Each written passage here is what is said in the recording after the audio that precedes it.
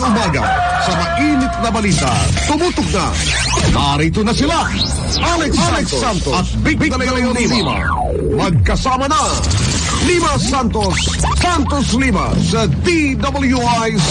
Magandang umaga, bayan! Araw po tayo ngayon po ng Huwebes, Thursday, December 10, 2020. Good morning, paring Vic. Marang nagkakarera araw at oras ha. Napakabilis ho ng araw. Adjust na ho tayo ngayon. 15 days bago ho magpasko.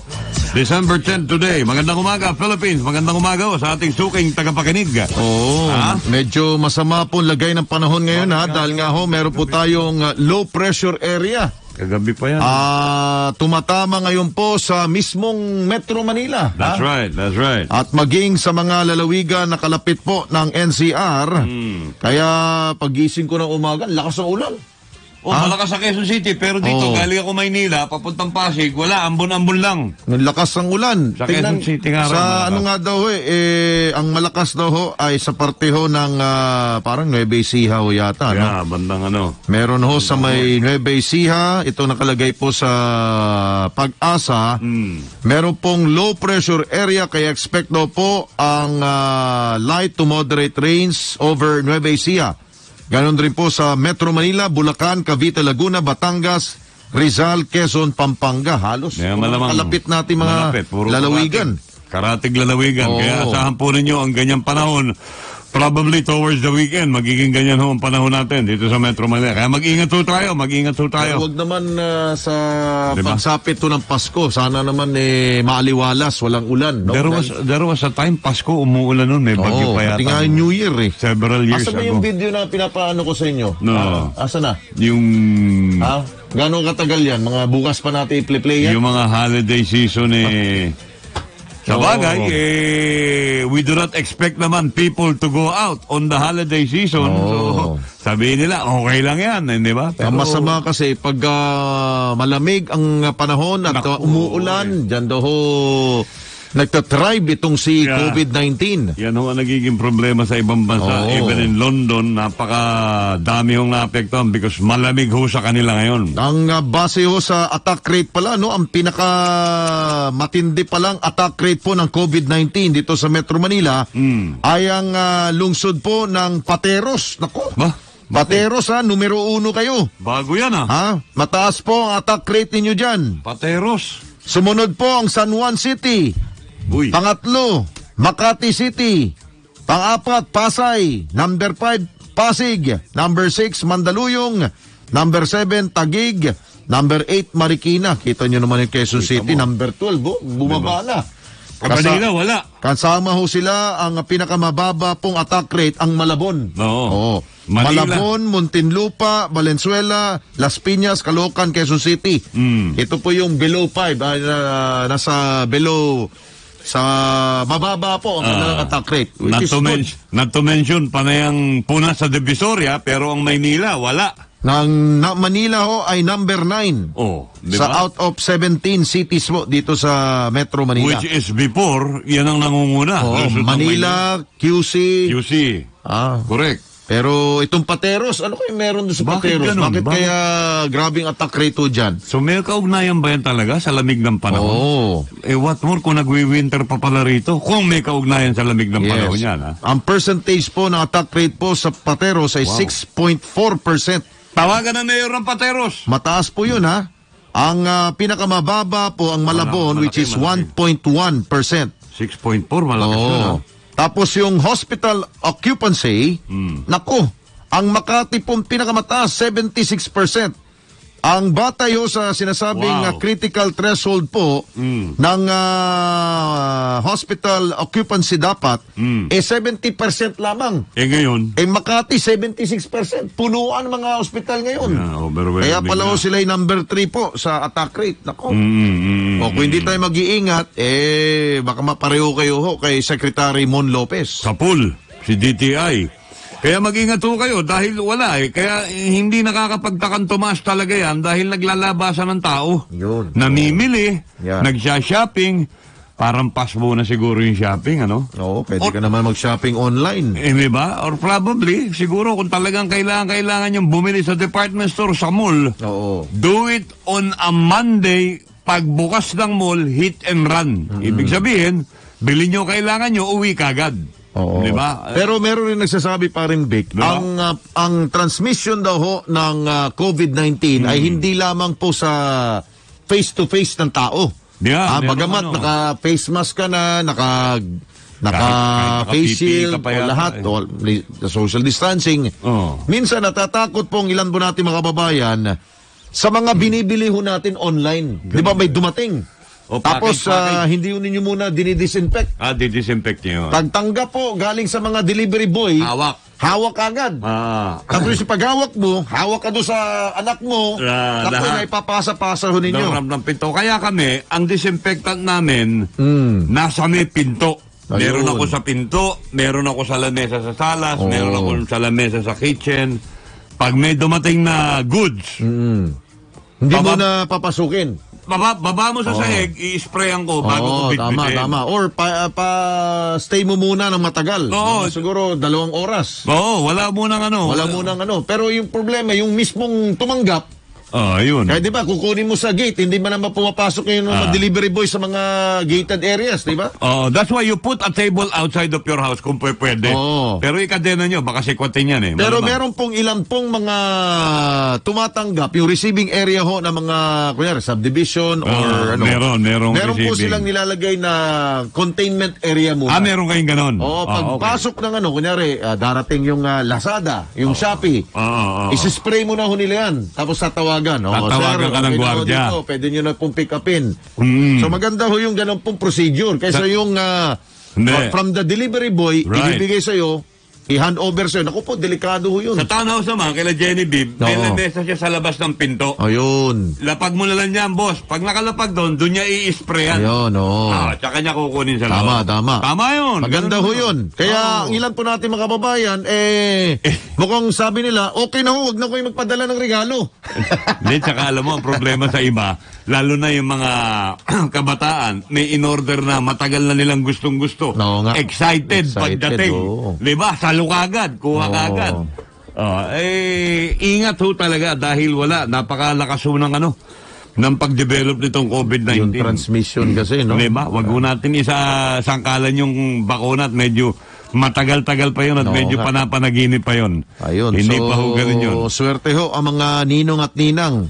Meron Oo. po kayong tawag nito, may alibay ho kayo Swerte ka na dyan. wag kayong magbigay ng mga pamasko. Cash or transfer aguinaldo. katapat yan. Oo nga, yun na lang. Cash transfer ang katapat niyan. Oo, Diba? online na lang ho padala ho ninyo. Ngayon, Ayun. yung mga magulang, yun ang pupunta sa mga ninong at ninang. Pero wag na rin po, pupunta rin, uuwi rin kayo ng bahay. Makikihalubilo rin kayo sa anak ninyo. Oo. Wag niyong gagayahin yun sa Laia, sa Batangas. Oo. Yung sa Blue Coral. Oh, grabe yun, no? Party-party. Ang hirap kausapin talaga ng ibang mga Pilipino. Ang hirap umintindi. Tagalog naman ang instruction. Nakita ko na yun maganda ron sa Laia. Katabi ng malapit sa Aquatico. Nag-party-party. Walang Ayun. distancing, no? Wala. Kaya siguro mas maigi, lahat siguro po ng mga lugar lagyan ho ninyo ng ganito. Ano ba yan? May arnis. Yantok. O, mura niya. Ito daw ho ang weapon of choice para ho sa distancing. Oo nga, ganunin mo. Naalala ho Oo ninyo nga, mga video na lumabas po sa India, di ba? Pinagpapapalo ng mga pulis po sa Yung India. motor. Yung mga matitigas ang ulo ho doon. Oh, di ba Secretary Duque, may dalang metro? Kung tawagin namin yung metro, yung ruler Metro, na haba, oo. yung 1 meter. Ginagamit sa mga sastre yun di ba? Oo, sa sastre. Dahil para maganda yung linya pag... Paggawa ng pattern. Oo. Paggawa ng pattern yun. Oo nga, no? Yantok. Ang dami sa Quiapo niya. Napakamura ho niyan. Sa bangketa na bibili yan. Pero dahil nga ho ito pong weapon of choice ng PNP, binabanata naman kagad sila ng Commission on Human Rights. Asa ka pa. Buti ka, wala pa rally. Bakit daw Bakit sasaktan mo ang mga kababayan natin? Bakit yung batuta hindi nila inareklamo? Ganun yun. din yun, di ba? Yung batuta is dapat yung rubberized daw. Para at least hindi gadong kasakit. Dapat siguro gusto na human rights sa mga pulis ang sandata bulak tsaka unan. Di ba? Ihiga mo yung criminal dito, i-baby mong gano'n. Kailangan na yung mga nang massacre, yung mga nagtutulak ng drogang maramihan, kuha ka ng unan, lagyan mo ng red carpet, i-welcome mo. Hindi mo talaga ma-please po ang CHR, no? Oh, Lahat siyempre. meron silang puna at meron po talagang comment kagad. Anything they can do to attack the government, they will do that. Hindi ba? Anyway, so mag-ingat to tayo, ha? Nandiyan pa rin pong COVID. Oo. Wag ko tayong kampante tayo. At sa mga Monday, ha? Medyo baka lumuwag-luwag na traffic. Oo. Meron ng truck ban. Naku, babalik na po ng truck ban, ha? Pwede yan. Oo, at least Agree. ito daw kasi po ang isa sa mga dahilan na sinasabi ho ng NPTC. Oo. Kaya daw ho, problema ho sa mga expressway dahil labo-labo ang mga truck at ang mga private na cars. At have you noticed lately sa mga balita, paring Alex, Oo. ilan ang mga truck na rumagasa sa mga bahay, sa mga tao, dahil hindi naman walang truck ban, kung hindi, wala, bara-bare. And I am a witness to that, dahil tuwing umaga pare, nagdadaan ako sa Governor Forbes, Oo. which is galing ng Pierian, papunta ng SLEX, kasabay ko yung mga truck. Walang batas ho pag madaling araw ang mga truck. So, Wala ho silang alam ang na batas. truck ban daw ho ay babalik na ho ng MMDA by December 14. Kailan yun? Ito Monday? po ay ayon po kay ASEC Celine Pialago. Pinatawagan ko yan. Tingnan natin. Ang sabi ho, ano bang oras ang truck ban? Ngayon, 5 to, ano ba? 5 ang to oras 10? po ay 6 to 10. 6 to 10? Maga. Ang truck kasi ho, yung 6 ang gulong. Oo, yung mga Isuzu Elf. Yan po Mga sa Elf. umaga. 6 to 10 ng umaga, bawal. Oo. Ganon rin po, alas 5 ng hapon hanggang alas 10 ng gabi. Bawal. Oo. May nakikita akong problema rin eh. Oo. Yung window hour, inabot ng alas 6 sa kalye. Oo nga. Di ba? So, anong gagawin nila? Taparan sila? Ano yun? Hihintuin ba? May Oo. waiting area ba? Dapat ganun. Di ba? Nakita mo Kailangan yung mga... mabilis ang takbo mo. Nakita mo yung mga rest area ng malalaking truck sa Amerika, Oo, pare. grabe, Sus oh. Mariosep. Sinlaki yata ng Maynila yung rest area nila eh. Oo. Talagang pag inabot ho ng antok, doon sila pupunta, kakain, doon sila ho pupunta. Wala hong ganun disgrasya. Kaya minsan pala ho, kaya pala ganun ang window hour lamang po ng ano. Dahil, Nagmamadali. Maraming disgrasya. yun, another problem yun. Hahabulin nila yung hindi sila abutin ng alas 6, hahabulin na lang ngayon yun. Di ba? Kaya minsan, meron ho Doon mga nagkakadisgrasya. binabangga mga sasakyan. Kanina meron, nakala ko, kotse yung maharurot sa kanan ko, Oo. truck pala.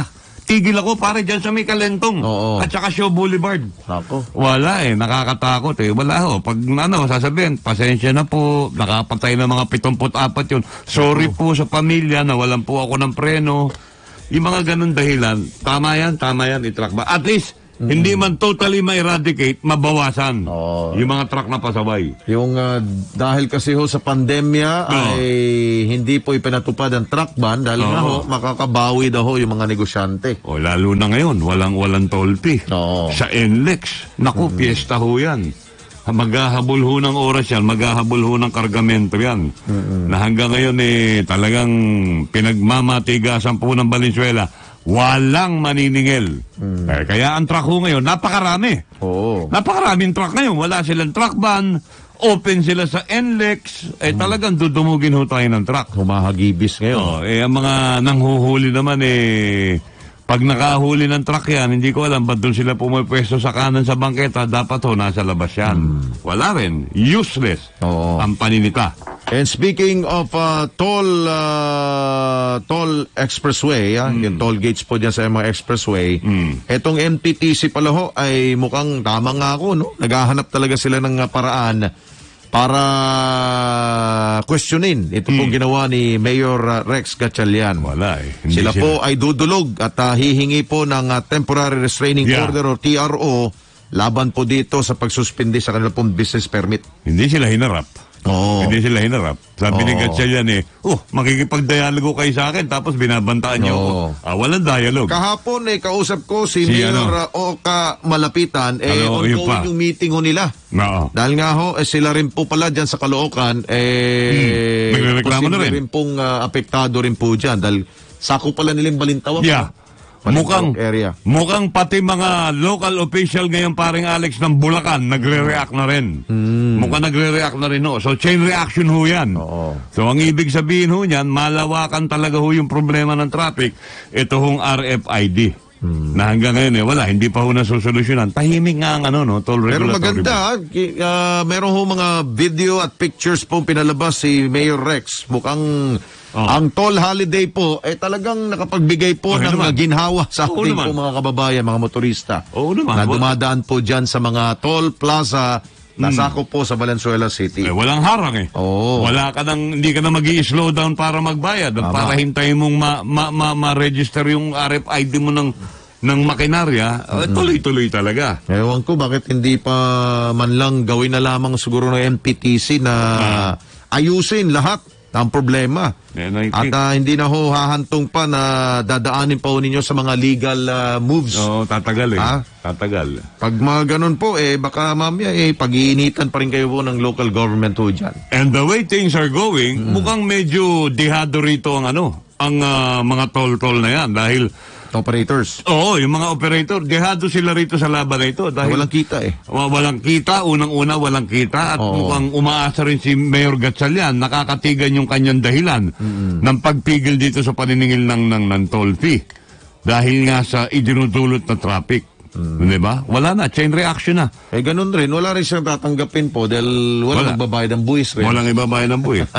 Pero kasi kung ikaw paring Alex ang araw-araw bumibiyahe ng Manila to northern part ng Luzon, nag-i-NLEX ka, mapipikong ka talaga.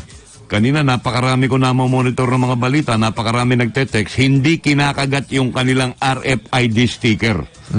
Mga karanasang hindi raw kinakagat ng makina yung kanilang RFID sticker. So what will they do? Ito hong... Hindi nababasa. Hindi mabasa. Hindi umaangat yung which will cause accident din, di ba? Hindi mabasa. So meron talagang problema. Yan ang mahirap po dyan eh. Parang pinapatupad kagad nila dahil pera-pera nga yan.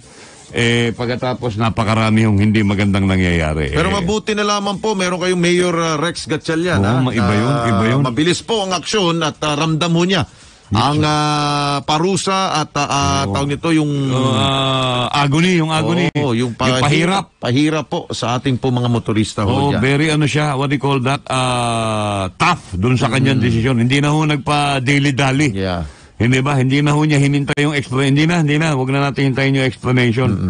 Talaga naman hong kilo-kilometro inaabot ng traffic dahil ho dyan sa RFID. So what is that? Hindi ho nila pinag-isipan yun? Oo. Bago ipinatupad? Hindi ba? Parang yung ganun pong reaksyon ng isa pong halal na opisyal, parang Yun. tulad po kay President Duterte. Yun, kamay na bakal. Pag alam ho niya na niluloko nyo na at sinusort-change Yeah. ninyo ang taong bayan na imbis na bigyan mo ng magandang serbisyo, That's correct. puro kita lamang ang inyong iniintindi, makakatikim talaga ho kayo sa mga local officials natin. At saka matindi ron, inuna nila yung pera bago nila pinlansya yung yung programa, yung produkto, hindi ba? Wala inuna nila pera And then after that, meron problema at the end. Ang balita ko nga, parang hindi, meron lang kung konting problema yan, nai-adjust sa sticker. So are you telling me now, magpapakabit ulit kami ng sticker? Pipila kami ulit? Parang malabs yun, boy. Yung reader ho talaga may problema ho Yung dyan. reader. Magpalit ho tayo, baguhin ho natin. At sa mga negosyante, wag mo sana po ay maging ay open na ro sa inyo, magtanda Aral. dito. Wag masyadong ganid. Huwag masyadong ganid. Sa amin naman dito sa DWIC at sa Santos at Lima sa 882, hindi ho masama ho magnegosyo. Okay ho yun. Naman. Dapat lang. Pinupush namin magnegosyo kayo. Basta't siguraduhin lamang ninyo na ayos ang serbisyo, ayos pong produkto. Kapag may problema, dyan po tayo magkatalo-talo. Hindi ba human rights yung naipit ka sa traffic na napakahaba? Bakit walang reaction doon? Oo nga. Di ba? Pero mo, niyuyura ka na yung Diba? pagkatao mo. Pagkatao mo, parang, di ba? Kasi wala rin, lahat naman sila pinupuna. So, ba't hindi nyo pinuna yun? Ayun. Yung traffic. Gusto lang nila paring Vic yung merong dugo. Dugo at sugat. No, kaya ngayon, atras yung sila Attorney Kimbo, hindi na raw sila magpapail ng TRO. Binoljak sila ni Gatchalian. Walang usap-usap. Magpapail pala kayo, Wala. Usap-usap kayo dyan. Tuwad!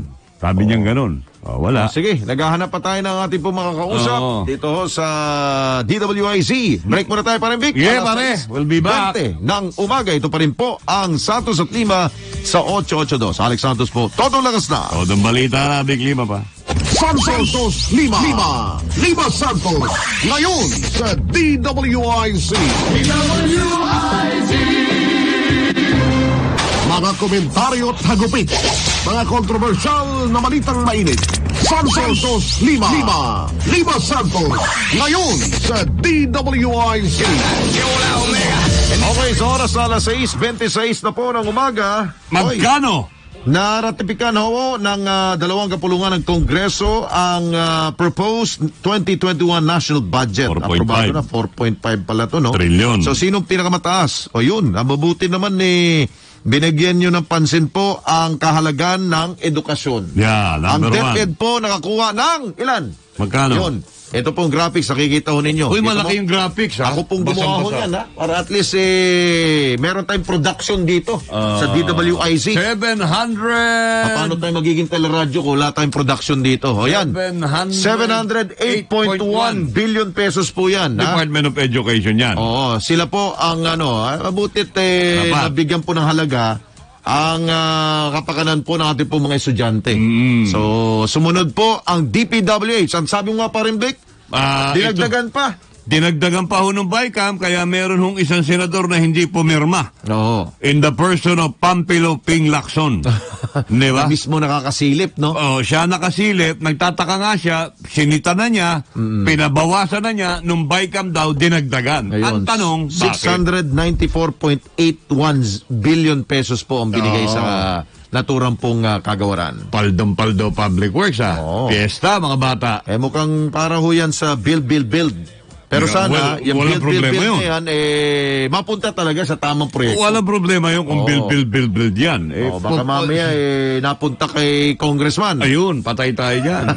Balita ko, yung mga deputy speaker daw, umano, ang budget, naku, parang Alex, baka Yung bagong mga deputy speakers. baka malaglag ka sa upuan mo. Di ba, Di ba righteous sila? isa sa mga nagsabi na wala kaming naisingit dyan. Sino nagsabi niyan? Ay, meron. Sino nagsabi Yun niyan? yung hindi pa siya deputy speaker, pero ngayon, deputy speaker na siya. Ha? Si Pinocchio ba? Sabi niya, wala kaming naisingit yan. Oh, come on. Dahil nga, pinunangan namin yung mga naunang deputy speakers No. Oh. Tantanan niya. Kaya ako. nga tinanggal nga sa kanila Alam mo, sabi ko nga nung araw sige nga, tanggalin natin lahat ang budgeting sa Kongreso, ang pork barrel. Tingnan natin kung may tatakbo sa Kongreso. Ayun. Simple lang Galang yan. sabi naman daw nung meeting ng BICAM, sabi, naaayon po to sa naging pasya ng Supreme Court na walang pidap, walang pork barrel. Pero... Sino nagsalita nun? Yung dalawang mga leader ng dalawang kapulungan ng Kongreso na sila pong busy dito. Kilala mo ito, parang Vic. Ano initial niyan? Kilala nga ng anak mo ito Sabi nga nila walang pork barrel, walang pidap. Ayun. Pero walang binanggit ang Supreme Court na walang insertion. Wala ka pala bakit ba nagmamarakulyo to si Senador Lacson? Because he does not receive any pork barrel. Yun na nga. Pero hindi siya tumatanggap. alam niya na meron to. May naisingit. Nasilip niya. Hindi siya pumirma. Sabi niya, ba't ko pipirma? And in fact, hindi daw siya binigyan ng kopya, allegedly. Pero relax lang ho kayo. Dahil ang Malacanang po ay sisilipin ho talaga. Wala. Hindi makakalusot po yan sa ating pong Pangulong Duterte. Meron pa to time. Pwede pa niyo ito i-veto, ha? Bagamat na ito ay aprobado na ho sa dalawang kapulungan ng Kongreso, pwede pa ho itong i-veto ng Pangulo at hindi niya po pipirmahan. Baka bumalik ko tayo sa reenacted. Yan ba pag ibinito, will it be vetoed the whole budget o kunyari, yung budget sa Department of Health for the COVID-19? Pwede selected. Pwede selected. Selected lamang. Pwede selected lamang. Pwede rin buo. Pwede rin Pwede niyang ibalik yan sa Kongreso. Pwede rin to, pero I don't think hindi pipirmahan ng Pangulo yan Palagay ko. Dahil ayaw rin po niya maging reenacted pa ating budget. At saka talagang kailangan ho ng pera ngayon. Lalo na ho sa larangan ng medisina Ayun, sa yung Department of Health Health. po ay 200, hindi to 287. Magkano 600 plus to. 600 Medyo malaki-laki. Malaki ang Department of Health. 600 Diba? plus to. Okay. Ito, parang Vic. Si Colonel Bong. Sige, nandiyan si Colonel Bong Libria. Colonel, magandang umaga po. Vic at Alex. Sir Alex at Sir Vic, magandang umaga. Morning po. Monday, wala na ho mga truck on a specific time. Truck ban will be implemented, Colonel. Tama po yun, Sir Vic. Yung truck ban, it will be implemented from 6 a.m. to 10 a.m. and then from 5 p.m. to 10 p.m. This will be every day except Sundays and holidays. So, ang EDSA, mapaalala ko lang sa mga truckers natin, will remain a total truck ban. That will cover the area of North Avenue up to Magallanes. So wala pong trucks yan. Colonel, anong dahilan? Bakit nyo binalik po ang truck ban? May pandemya po tayo. Yun nga, Sir Alex, matatandaan nyo, in our previous interview, sinasabi namin sa inyo, the reason behind we lifted the truck ban is to help out the industries and businesses who were shut down during the ECQ. Alam naman natin that these trucks are essential for their logistics. So, pinagbigyan na natin to include transport of essential goods, napakahalaga during the pandemic. However, I think we have given them enough time already to do that and to recover. Nagkakaroon na tayo ng clamor from the local governments to bring it back. Dahil yung mga traffic sa main roads nag-overflow na sa mga inner roads sa mga local governments natin. So, the mayors asked MMDA to bring it back. So, we're going to bring it back. That will start on Monday. Ang tanong ho namin ni Alex, Colonel, paano ho yung mga truck na nasa kalye na aabutin ng truck ban time? Sir, alam po nila yan. Di ba? Ang po talaga, may scheduling naman yan. Alam nila po yan na sanay na po yung mga truckers dahil sa mga ganyan. Pero however, yung mga naaabutan dahil nasiraan, ayan po tinitikita natin ng truck ban. Opo.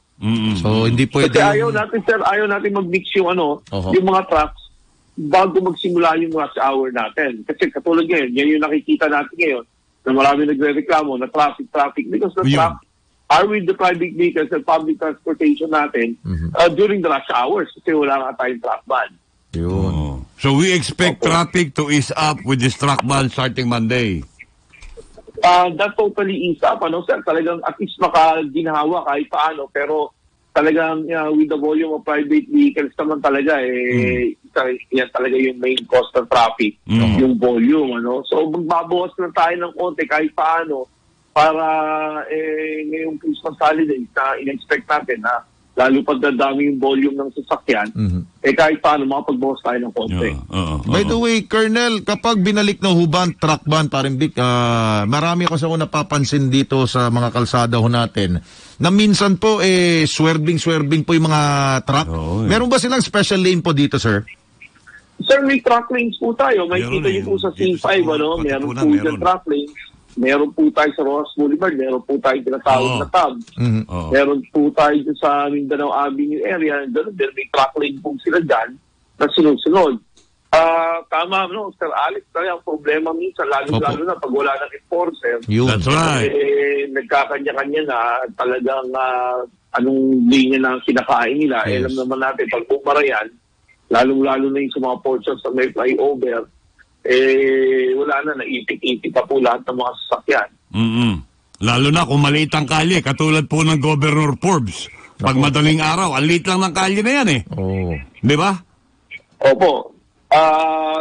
Pati sa T5 minsan, nagkakaroon tayo ng pagtukod dyan, nagkakaroon tayo ng problema just because other trucks do not want to fall in line. Siyempre, pag lumabas sa linya mo, dikit-dikit na po yan Parang train na po yan. Dikit-dikit na po sila until their point of destination. Paglabas na po ng NLEX, dikit-dikit na po yan. Ngayon, pag lumabas ka kasi gusto mauna, hindi ka na makasingit, babarahan mo na yung mga private vehicle Opo. Tsaka wala Anyway, okay ka na, pare, iba lang ako ng topic. May last ako about sa mga trucks. Sige. Parang Vic ko. Colonel, ano bang kaibahan po ng light trucks? Dahil meron pa daw kayo ilalabas na bagong pulisiya po para sa kanila, sir? Ano yun?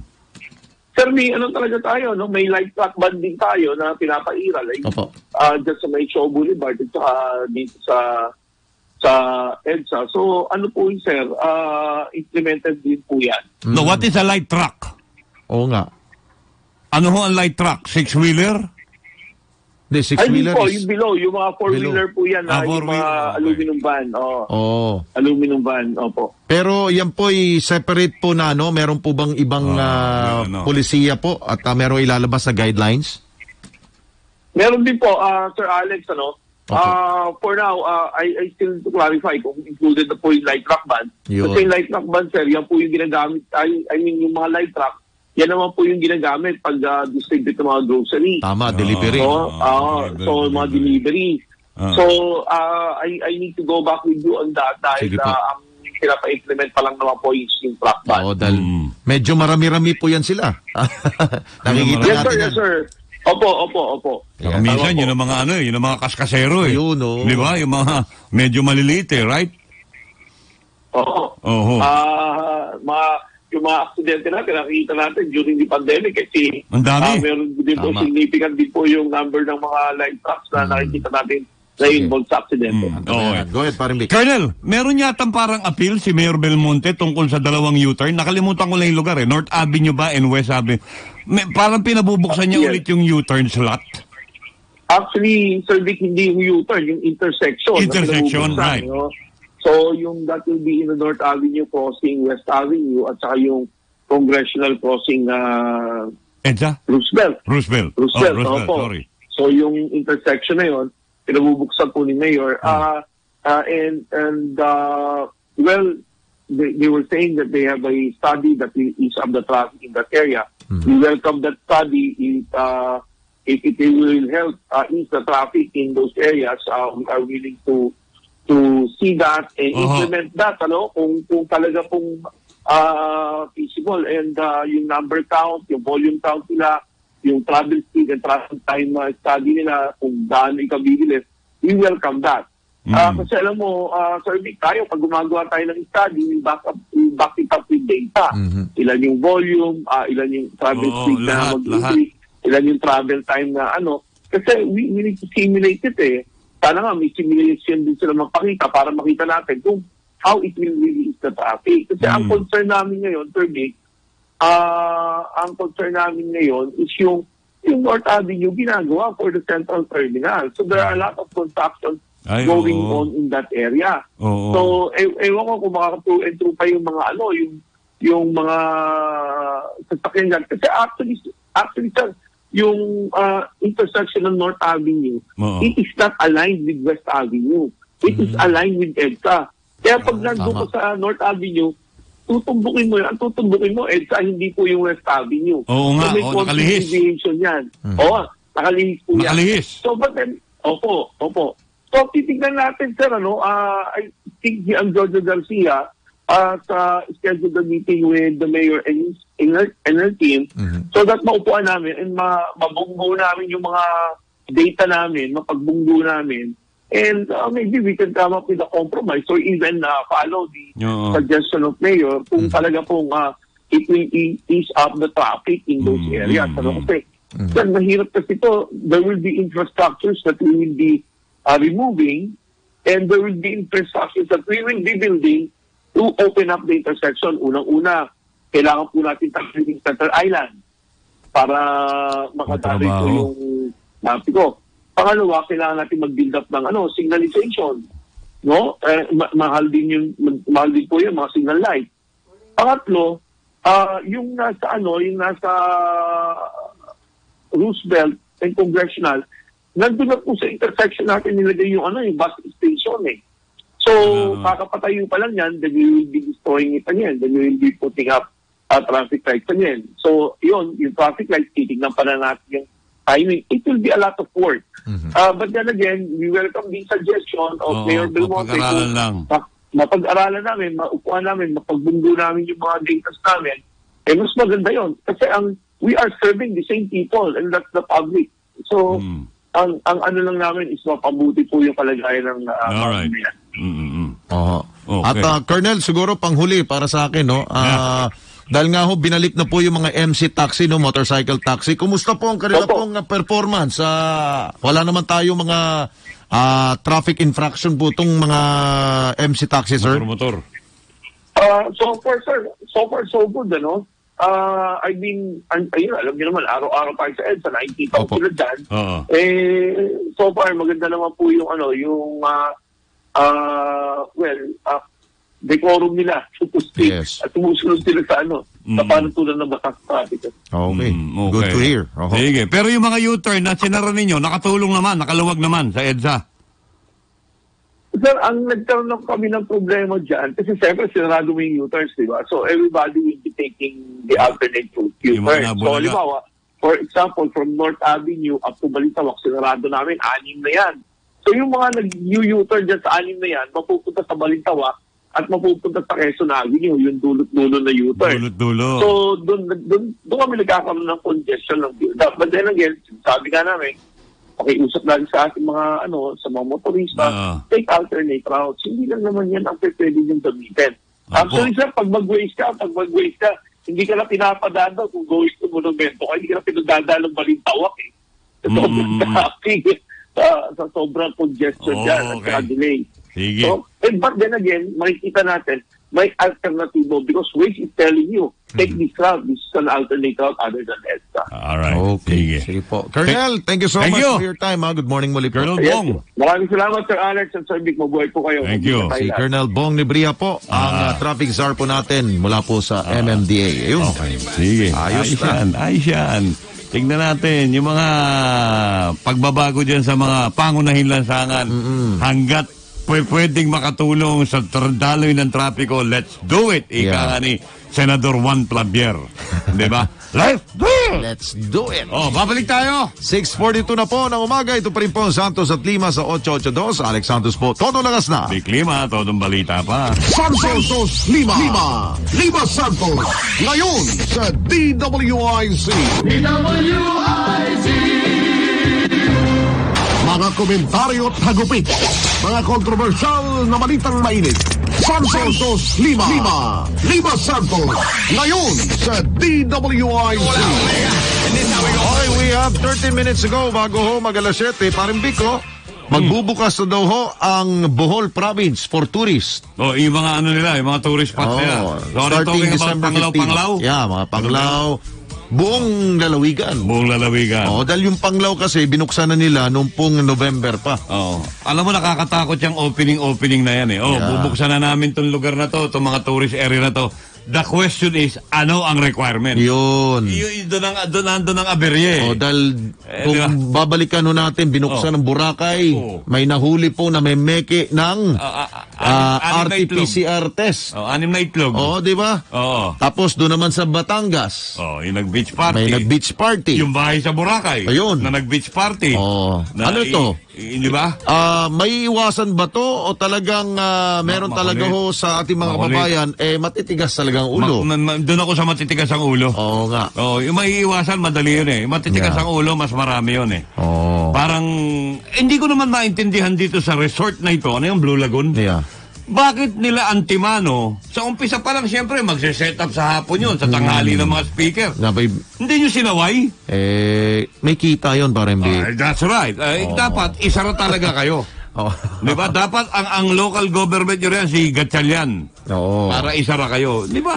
Sa preparasyon pa lang, malalaman nyo na, uy, party to. Sandali lang ho, bawal ho ang party. Mukhang may utos na ho yata ang DILG na talagang ipasara ho yung ano na yan. Blue Lagoon. Resort na yan. Hindi na ako pupunta ron. Doon na lang ako sa katabi pupunta, kaya lang mahal. Pero alam nyo, kapag meron po mga ganun pong klaseng violation po, Oo. baka mamaya, umabot po yan sa Malacanang, baka maitsapwera po at maunsami ang inyong pagbubukas po ng inyong pong tourism sector baka na yan. Boracay Part 2, no? Oo. Baka Boracay Part 2. Pag sinabi ng Pangulo niyan, ano ba? Ang daming mga nagbo-violate sige, Diba? isasara ko na yan. Etong mga resort na ito na lumalabag ngayon sa mga health protocol, Yan. You listen. Yan hong Boracay, nakita nyo ang lessons learned nila? Nung sinampulan sila ni Presidente, may nabalitaan ba kayo ngayon na water treatment na naman napalpak? Wala. Malinis ngayon. Wala. Oo. Ganun yun. Siguro, hindi na yan. Hindi na tayo mapapansin yan. Hindi ho.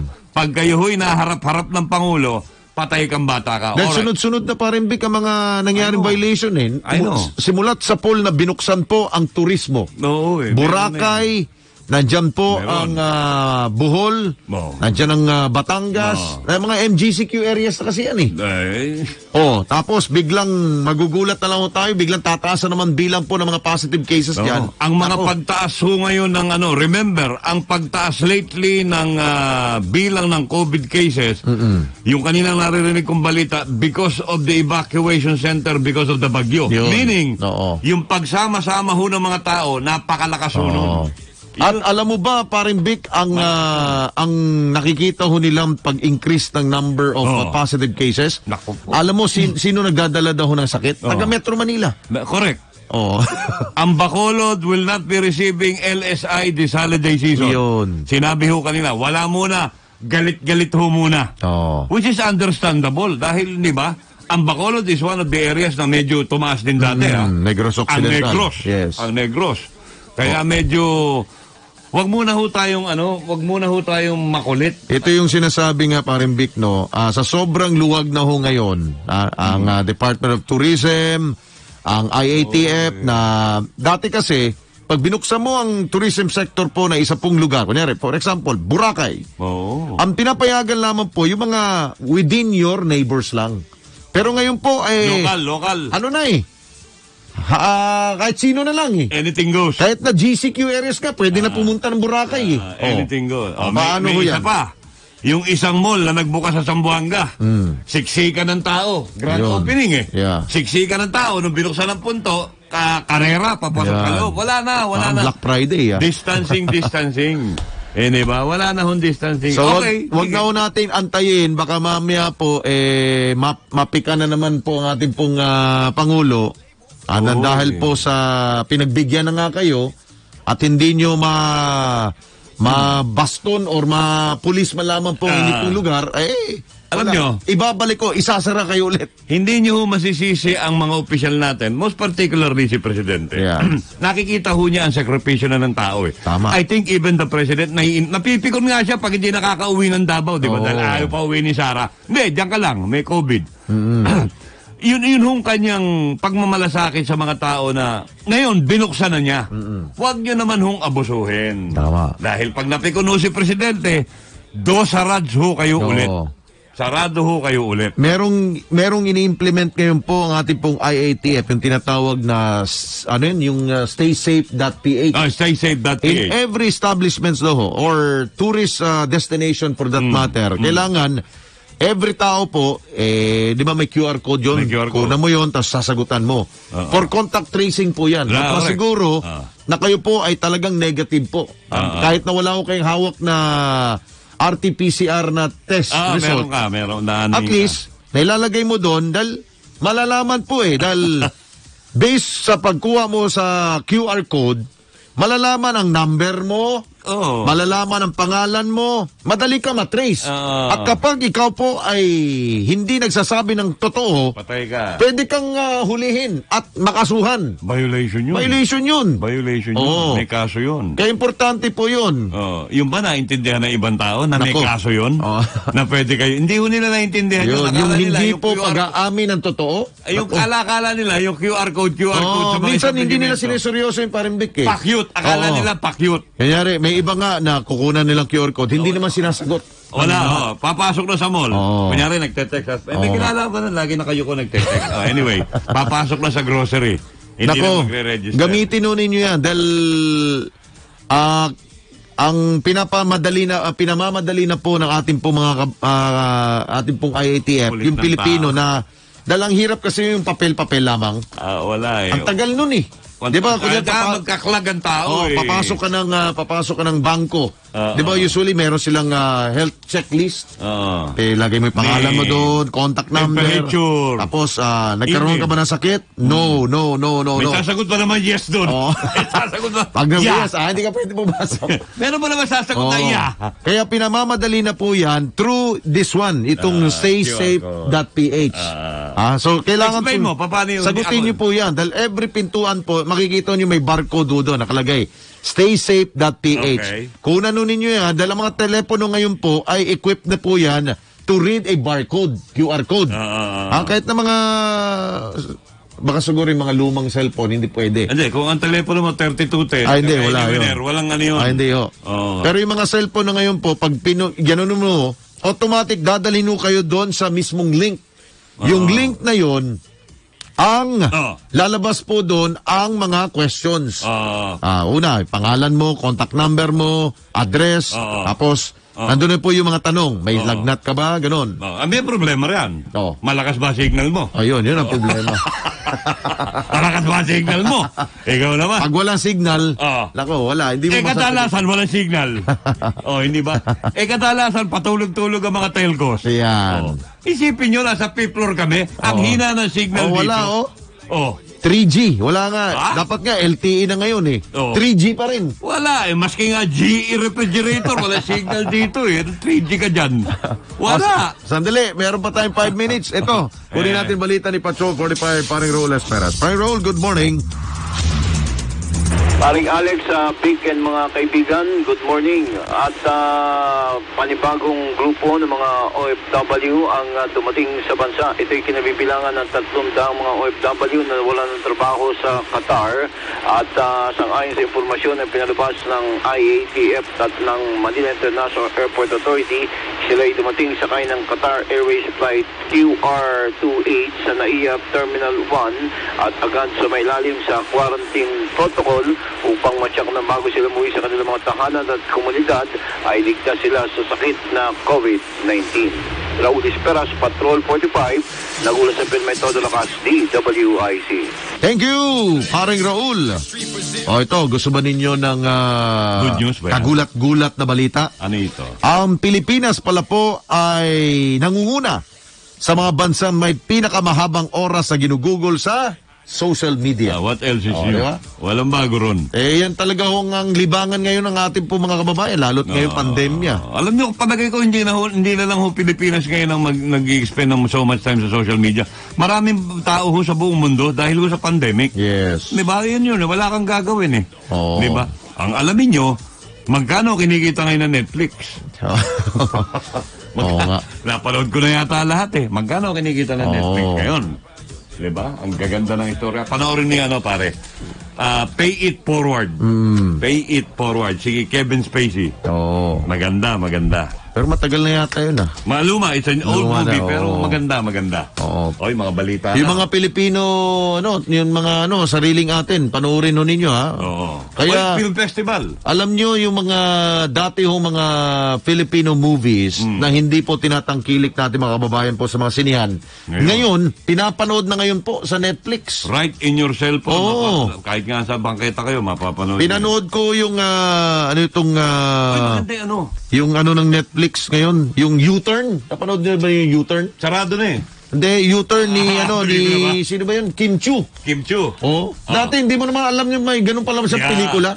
Panoorin mo yung Finding Agnes. Ayun, napanood ko. Sue Ramirez. maganda. Ang pangalan ng komedyante. Magaling umarte magaling. Magaling umarte. Binigyan ng starring role yung yung dating lang yun pinapalo-palo lang yun sa ulo. Komedyante. Pero maganda yung magaling, nasa Morocco sila, Morocco. Magaling din yung Sue Ramirez umarte. Pati maganda yung batang yun. Si Sandy Andolong. Ayun. About that. Yung Sandy Andolong, pati yung sino isang Roxanne Ginoo. Yeah. Batang Roxanne Ginoo, pinatanda si Sandy Andolong. Magaling yung pakagawa nun. Magaganda na pala pelikula ngayon. Hindi na ba mala B-movie? Na tayo, medyo nakakataas na nag-level up. Tumataas na po ang antas. Maganda yan. Tuloy ninyo. Tapos yung MMFF, di ba? Meron sa Christmas, December 25. Pero yan po'y online yung mapapanood ng mga movies. Paano yung may bayad yun? May bayad yun. Parang, if I'm not mistaken, nasa 250 pesos yata. So wala na tayong seasons pass na ibibigay ng MMDA? Wala na, Wala na. Ibig sabihin, dadaling ko kayo sa... Meron dito, nagte-text ngayon Yung G-movies ba yun?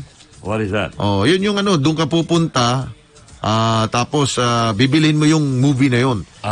Tapos 24 hours mo mapapanood yung bibili mo lahat ng movie, mapapanood mo ng MMFF. Hindi, isa-isa lang bilhin mo doon. Hindi naman bibilhin. Renta, parang renta. Renta. For 24 hours mo mapapanood yun. Parang ganon. Okay. So, nandito yun eh. Saan ba yun? Parang isang araw, you can watch it any time of the day, isang pelikula. Hindi lang isang nood lang. Pwede, parang ka nagre-rent ng alam mo yung Betamax dati. Betamax. Ganun yun. DVD. Baka naman yan, ma-pirate pa yan, ha? Baka naman yan, mabili ko sa... Uy, tama man, nabanggit mo yan. Kumusta kaya yung mga nagbebenta ng mga piniratang DVD? Wala na yatang kita ngayon, no? Anong pangalan ng kaling yun? Sa Quiapo? Pinupuntahan ko dati yun eh. Wala na siguro ngayon. Wala na yun. Zero na yun. Kaya yung, ano ba yung grupo, OMB, yung Optical Media Board, wala na siguro ginagawa ngayon. Wala na. Dahil wala na nandadaya ngayon eh. Ano na sila ngayon? OMG. Oh my God. Wala na kaming work. Di ba? Oh my God. Hindi na sila OMB. Oh my God. Oh my God. Wala na silang trabaho. Okay. Oy, alas 7 na po. Ito, paring Vic, ang mensahe po ni Boss Edgar Cabangon. Good morning, Boss Edgar. At Ma'am Sharon. Ma'am Sharon Tan, good morning. Just a reminder, we should never give up whenever life tests us. If all difficulties were known at the outset of a long journey, most of us will never start at all. Faithless are those who shirk when the road darkens. So never measure the height of the mountain until you've reached the top. Yun. Lalim na mga English mo dito, Boss Edgar.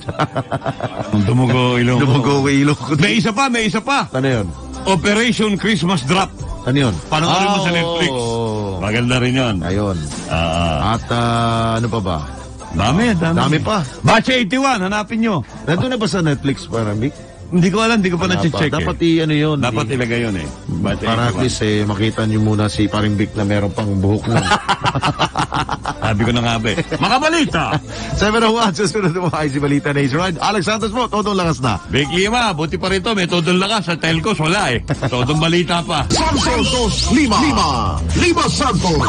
Ngayon sa DWIC.